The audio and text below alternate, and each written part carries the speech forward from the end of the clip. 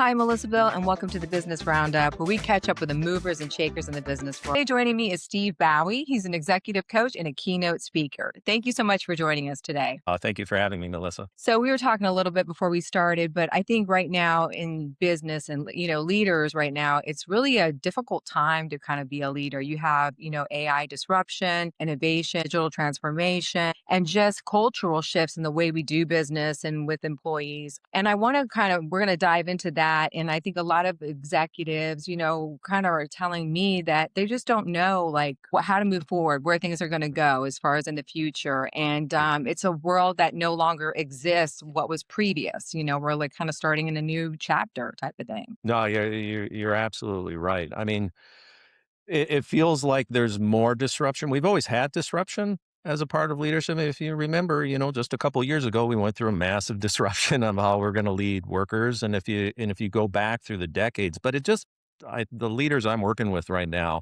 and myself, it just feels like there's more going on. That feels also with more weight to it than what we've had to deal with before. No, very true.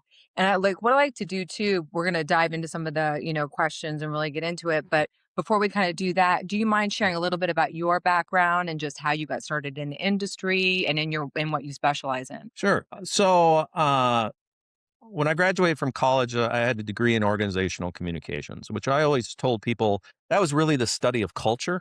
I was always intrigued by this idea of bringing really random people together and giving them a common mission, common goals, and how, from that culture was born, an organization was born. And so I did stints in insurance and healthcare, but I really, honed my teeth in the manufacturing world. And so I worked for a global manufacturer of mining, heavy duty mining equipment. And I'm a kid from Wisconsin, and I was given possibly the best job ever because I was put in charge of organizational development and leadership development for this global company. So I got to travel the world, and I got to see firsthand how, even though that we were the same company, everywhere I landed, every country I worked in, you had a different take on it. You had a different culture, and you had to figure out how to integrate that without losing what was making that special.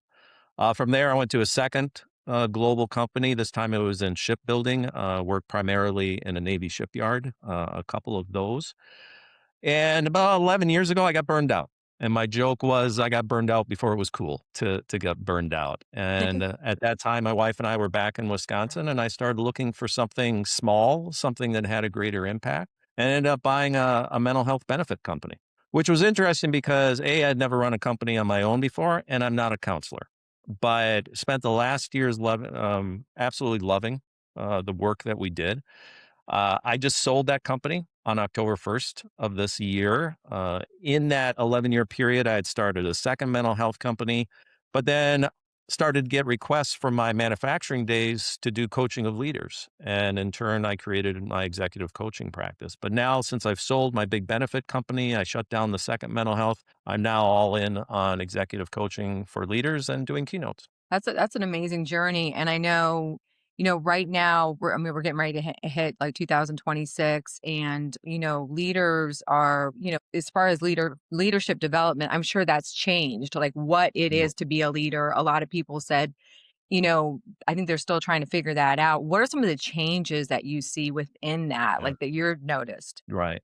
I go back to my first experience with leadership. I was 17 years old. I'm going to date myself. I was the weekend manager at a video store. So used to go in and rent videos. And the model I had was a gentleman by the name of Fred. He was 60 years old, and he was a command and control leader. And I thought, well, that's how you lead. And for my first couple positions, that was my leadership style. And obviously a command control, you can get results, but you're not capturing people's hearts. And if you were to take my 33-year career, I think the overarching change that we've seen is for leaders to become more human, right? To be able to show a vulnerability, to show an authenticity, as I call it. You look at leadership still, just like my 17-year-old Steve experience, the research shows 70 and in some cases up to 90% of leaders are not trained before they moved into a leadership position. They are very good at the work. They're normally experts in the work, but they're not trained to do the leading of the people that are doing the work. So they start grasping at straws. They follow examples. I call it mimicking, right? Where they see someone leader, someone who has some influence over them, and say, "Oh, well, maybe that's how I should lead." As development, as leadership though has changed, the good news is that we do tend to have better examples to follow, but most leaders still don't quite understand what their authentic leadership looks like. And the reason why I think that's so important is because if you're not leading from an authentic space, it's really hard to build trust. Each generation that comes into the workplace, I'm a Gen Xer. We're the ones that get forgotten about, But if you look at, the millennials and now the Gen Zs, they're looking for purpose. They're looking for mission. They're looking for leaders that they feel are being authentic in what they're doing and how they're doing it.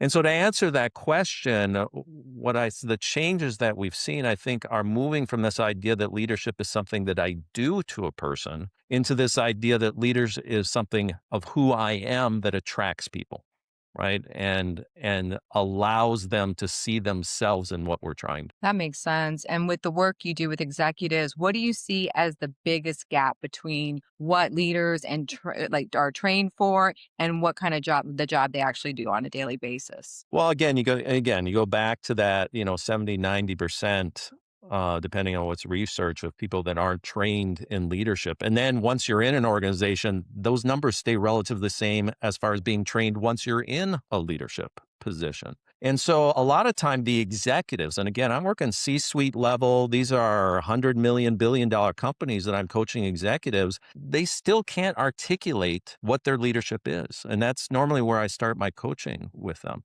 In fact, one of the first exercises that I do with them is say, all right, name your top 5 values.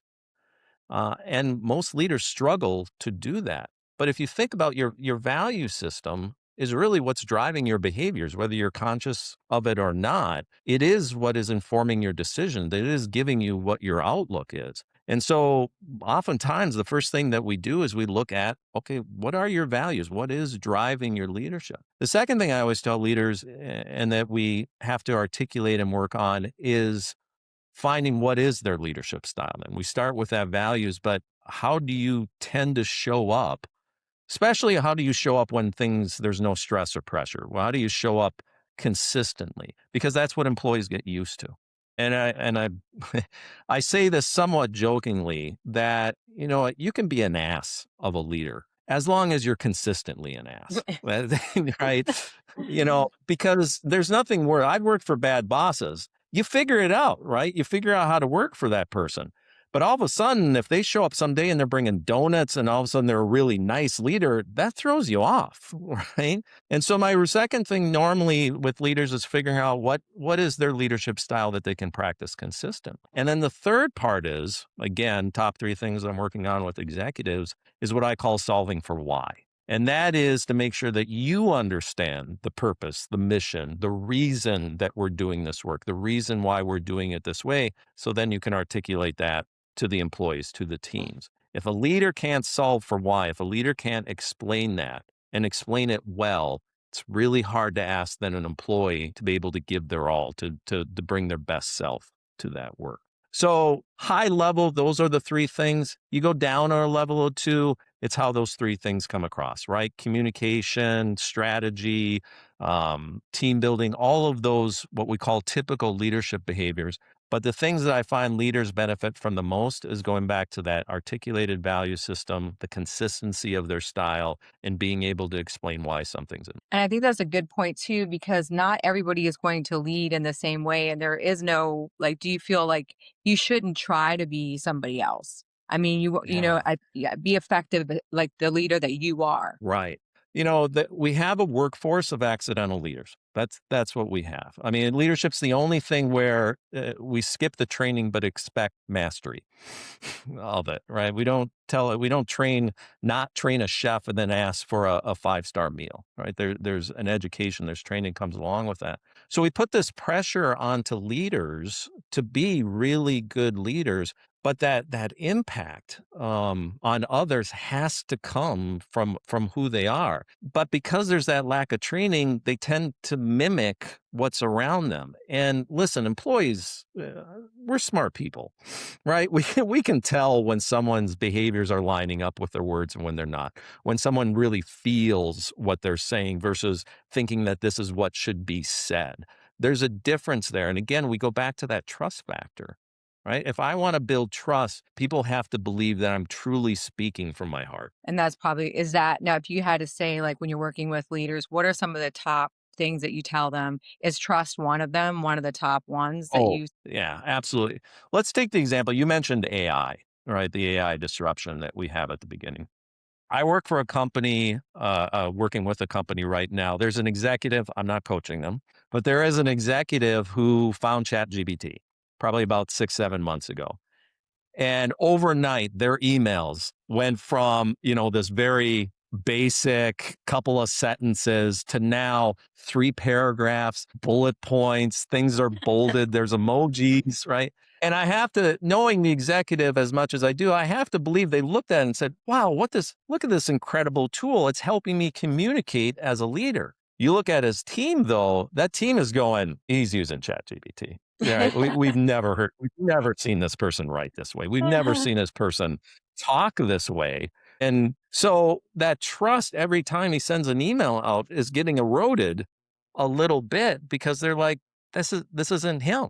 This isn't the person we know. Meanwhile, he's sitting there thinking, this is a great leadership tool. This makes me sound so smart now. And that's where that disconnect starts to erode the trust. And that's just one example of how that can happen. and that's a good point. Now, for leaders who are listening right now and feel pressure, they don't know where to start as far as like some of the things that they should be like working on or trying to Yeah. improve like for their skills. What would be some of the things that Yeah. you would like tell them? You know, first off, I'd go back to where I started before, the awareness factor, right? And it starts with awareness of yourself. What we all have gremlins, right? So, I was a senior leader, 2 big companies. At one point I was running 5 companies of my own. We have gremlins. Every leader has them. They fully expect to them. But do you know what they are? Do you know what causes them to come out? Do you know how they are being perceived? When I work with my clients, I say, listen, there are things that you're doing that are getting in the way. We can't get rid of them. What we can do though is be aware of them and then see if we can make them more palatable. Because oftentimes the gremlins are our strengths that are turned up too high. We double down, we triple down on the things because in times of stress, pressure, and occasionally even in boredom for some leaders, that the stress and pressure brings out those gremlins, that brings out those things that are really just strengths that we're overusing because they feel good to us. But if we can catch ourselves when those behaviors start to show up, if we can catch ourselves in the situations that tend to have those behaviors show up and say, okay, how can I make this where it's not as jarring to the employees? How can I make it where it's a little more tolerable, a little more palatable to them? I think that's the greatest work a leader can do. I always cringe when someone says, well, I got to work on my weaknesses. I'm a firm believer that 99% of leaders are good. They're trying to do the right things. They're trying to do good. Again, going back to is that inauthenticity that tends to get in our way, not understanding our own style. But that weakness is oftentimes, man, you get rid of the weakness, you may actually be getting rid of the strength. It's the understanding of why are you using that strength too much, and then what can I do to tweak that to make it a little more palatable to employees? So that's where I start. And really, I put that under the heading of awareness, right? How are you coming across? Now, normally the question I get asked, well, Steve, how do I create that awareness? There's a lot of assessment tools. There's a lot of different ways to do it. You could also ask people. You could ask that question of, in one-on-ones to say, hey, how am I making your job harder for you? I think that's one of the most powerful questions a leader can ask. Like, what am I doing that's getting in your way?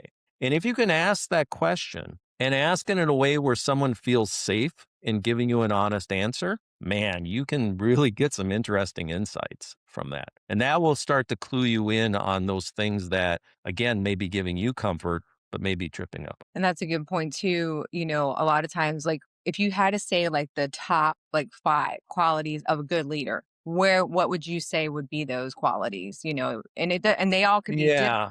Yeah. No, that's a great question, and it differs, right? It differs on the style that someone's using and kind of where they're at in their career. If I were to take a general stab at what are top 5, I've named a couple of them, right? Values-based, right? Your values-based. Number 1, always put that up front because again, whether you know it or not, whether you acknowledge it or not, your values are dictating your behaviors. So you might as well get comfy with them.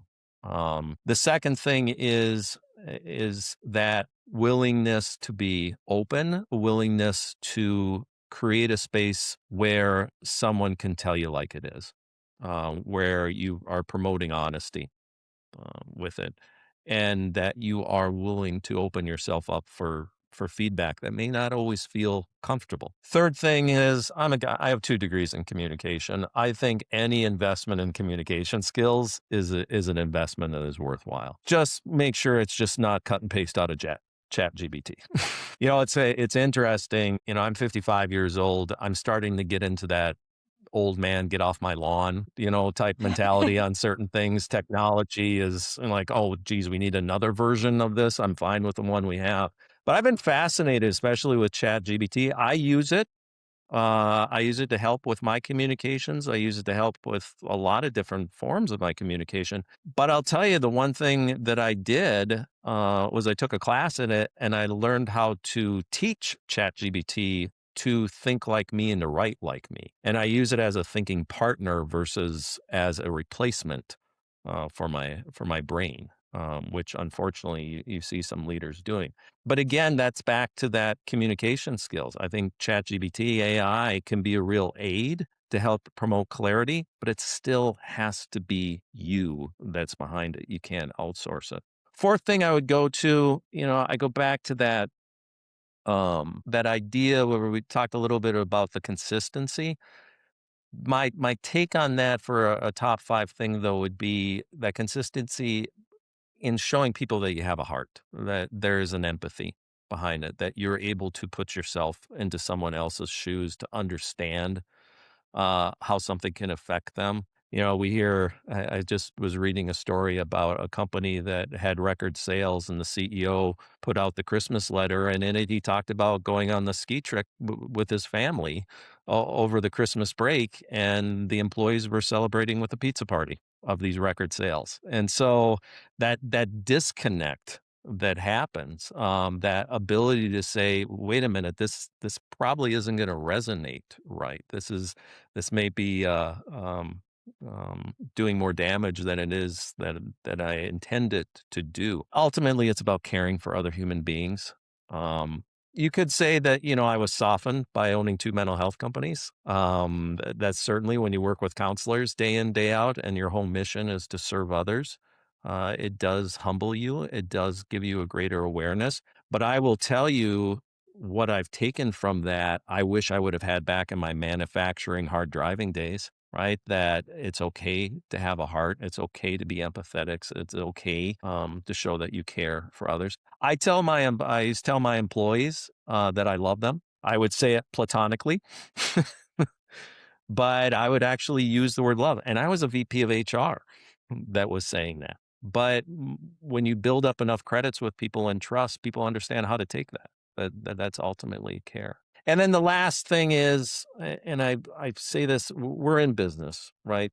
Ultimately, my joke was the last time I looked, my companies were for profit, right? There is an end goal to profitability. You have to understand how to articulate the strategy. You have to articulate on how you can move from strategy to operationalizing it to then making it tactical for somebody. For somebody to take their gear that they're responsible for in this big machine and to be able to tie it back to what the company's ultimately trying to do. And whether that's this year's strategic plan, or if it's the larger mission or purpose of an organization, a leader's job is to be able to not only drive that strategy, but to articulate it and connect people to it. So a little messy, but those would probably be my top 5 things. If I were to build a leader today, that if I could infuse with those things, I think we'd have a pretty good leader on our hands. Yeah, definitely. And like you're saying, and you just I felt that way too. Like whenever I worked under somebody, I definitely like somebody who showed concern, for the people that worked, with them and under them. And also that you could rely that they were going to be, everybody like you're saying, if there's a stressful moment, people kind of get more amped up and they might change, but that they're pretty much going to be consistent. But when you don't know what you're going to get, that's probably the most uneasy Yeah. feeling, when you're just kind of trying to, like, tiptoe. And the and again, back to that point specifically, a lot of times where that lack of consistency comes from because you haven't spent the time on your own awareness. And so what you're doing is you're having these moments where you see another leader do something, or all of a sudden you think of like, gosh, maybe I've been pushing too hard. Well, I'm going to go in and be nice tomorrow. And so that whiplash that comes probably has good intention behind it, but it also shows me the leader who's not grounded in their own leadership style. That makes sense. And now as I we mean, hit let's face it, that there's not a lot of, sorry, I was saying that just in reality, there's not a lot of just malicious, mean leaders out there, right? Most of the leaders, it's coming from because they don't have a good feel for how they're showing up. And so what's being perceived as bad leadership, less than desirable leadership, is probably coming from their own misunderstanding of who they are and how they're trying to be. and now as we kind of we're gonna enter 2026, and I'm sure you're gonna continue like, what do you see for your future? Mm, Continue to work with leaders and try to help mold people as we move into, like, a new era of kind of yeah. business. The big things, again, you have a lot of, again, economic uncertainty that's happening right here. We see the layoffs for a multitude of reasons. There's a lot of, let's call it a fogginess on some of the governmental impact that we have on companies not getting a real clear picture of that. That creates uncertainty. The leaders that are going to excel in 2026 are the leaders that are going to be able to navigate that uncertainty, not because they have some crystal ball and they're able to see around corners, but they've built a trust level with their employees that and are open enough with their communications that employees are going to say, you know what, my leader doesn't know what's going to happen, but I trust they're going to make good decisions when those things do happen. And that trust has to be built long before you cash it in. It has to be built upon every day. So, the leaders coming into 2026, I'd really be looking long and hard about how many credits have you built in your trust account with your employees, and how do you follow up your words with the actions? How do you make sure that, I call it a credit bank, right? You earn that trust. And when you earn enough trust, you're able to at times cash in some of those credits and say, I don't know. I don't know what the right answer. I don't know what that's going to look like. And because you've built that trust, employees will say, okay, that's fair. I don't believe you're really keeping something from me. I think the other thing that's gonna really hit in 2026 is this kind of the 2 leadership models that people are gonna have to have. The first one is for human beings, and the other one's gonna be for technology, this idea of agents. You look at the AI trends of these agents right now being able to do specific tasks, but at the rate of change in technology as they become more sophisticated, and we hit that point where all of a sudden your agents start talking to my agents and they start working without us. That's a whole new realm of leadership. I have my people and then I have this army of agents that I'm having to manage that are doing all of these other tasks. And so, how do I lead both of those effectively? And then the third thing, as always, I think, and I always go back to for leadership in 2026, it's carving out time to make sure they're investing in themselves. I joke, about before I had burnout before burnout was cool, but I'm a firm believer that that's one of the greatest threats to leadership right now is that leaders are not taking care of themselves from a body standpoint, a physical, from their mind, from their emotions, and ultimately from their spiritual or in spirit. And so the other piece of that is for 2026 of how leaders are going to invest and manage themselves. That's great insight, and now if people wanted more information on you, where would they find that? Easiest way, my website, it is SBAUE, .com. I'm sorry. That's my email. My website is BAUEMG.com.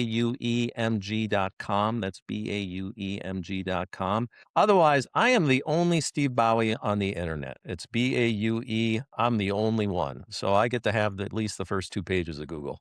Well, it's definitely been a great insight into that because I think that's something that's super important, as we lead, into the future. And, because leadership isn't anything, it's not just in business, it's in our lives as well. So, And I always tell people this, when you're not developed as a leader, it's that much harder. And what tends to step in is fatigue and burnout, right? There's a direct correlation. The more you have to work at trying to be a leader because you haven't been trained how to do it, the more susceptible you are to those feelings of just running on a hamster wheel. yeah, exactly.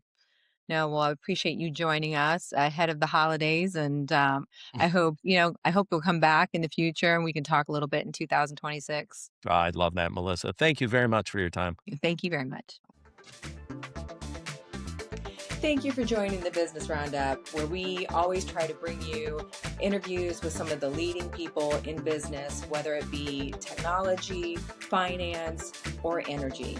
I hope you tune in. I hope you subscribe and listen, and we'll give you updates for new interviews that are coming up.